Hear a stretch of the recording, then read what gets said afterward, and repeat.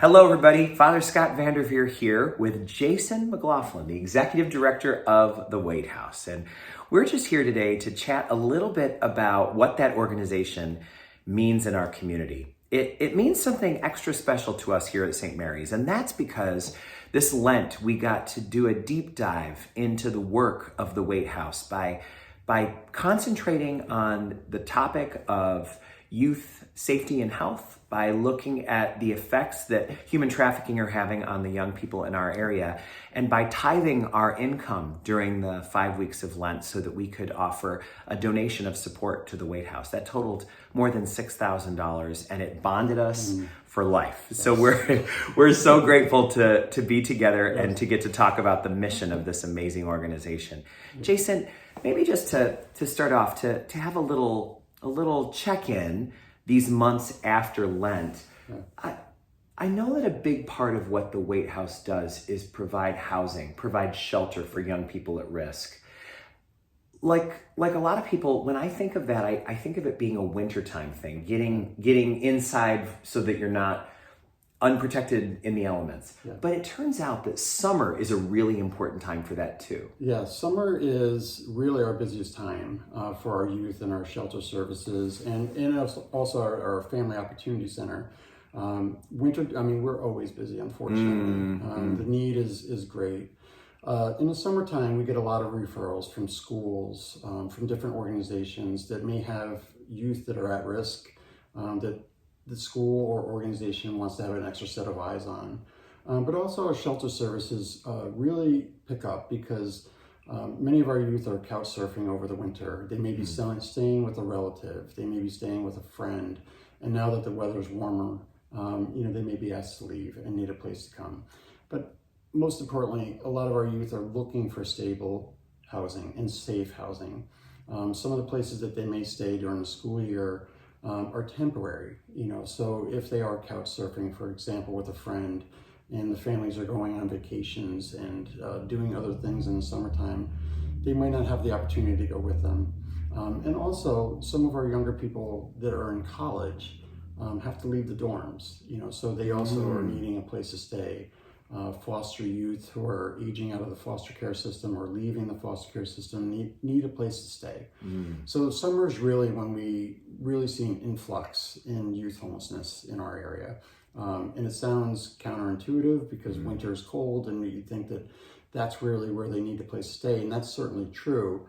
But the summer, it seems to be just that time of year where youth are trying to find some safety, find some stability, and maybe going into the next school year wanting to return to school if they've left school for one reason or next, or maybe they're going to college and just need a bridge to get them over to when they can get to the dorms.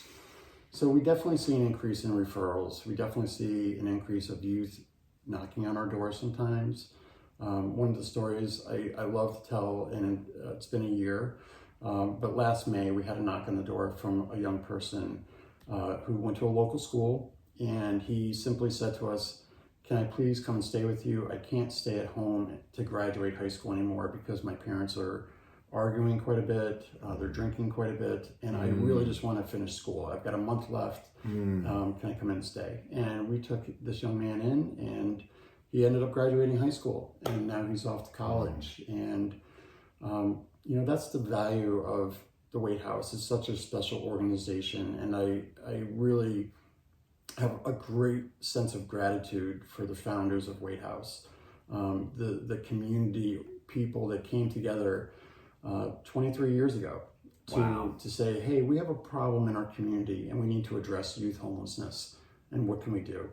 And the outpouring of support that allowed us to purchase the second part of our shelter, which is our transitional living program, to help young parents, young moms, and their dependents stay with us for 2 years, has just produced amazing outcomes for our young people to build that independence, to live independently, to gain the life skills that they need to live independently, the parenting skills that they need to live independently, to have that ongoing support. And one of the things that I always like to mention about the Waite House is once a youth leaves our shelter, that's not the end of the story. we will support that youth with care management, case management, check-ins, as long as they allow us to. Wow. And that really goes a long way with our youth, because when young people come to stay with us, they become like family, especially if they have a dependent with us. You know, we've had situations where our young people have delivered while they were staying with us. Wow. And, you know, the staff sees this young person who's just born stay with us for 2 years, and they really form that bond with them. So when they leave our shelter for independent living, we have that bond, and it lasts, you know, for quite some time, and sometimes a lifetime. We have, you know, young people who have stayed with us who have left many years ago, who always come back to say hi, and just tell us how well they're doing.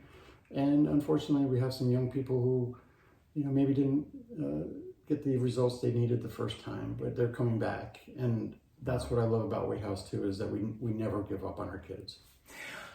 And you never give up on trying to find ways to get your arms around the problems. That's what I'm learning, is that the Wait House just figures out how to keep adjusting the programming and the strategy, because it's an ever-changing issue, because society changes too. So what's getting you excited right now? What kind of dreams and realities are coming together for everybody at the Wait House these days? We have a lot going on. So in this past year, we opened up our Family Opportunity Center, and that's addressing the whole family structure, behavioral issues in school, mental health concerns, substance use concerns. So we're attacking youth homelessness at every angle. Right now, we're really excited because we're working on a project to build a family shelter, or to renovate a family shelter in Warren County. And that's something that we're excited about. It's not a done deal yet, but it's looking very good. And we really want to do that because we want to keep that family structure intact. You know, a lot of times when our families become homeless for one reason or another, whether it's domestic violence or financial reasons, they're placed in hotels. And sometimes these environments aren't exactly the healthiest for our young people, especially our kids that are still in school, to be living. And it makes it very difficult for these families to keep that community connection. And one of the things that we really value at Wait House is community. We value that community connection. So building a family shelter is really on our list of things to do, and it's looking pretty good right now. So we're getting very excited about that. And then also expanding our transitional living program is a goal that we've been talking about as a team, as an organization.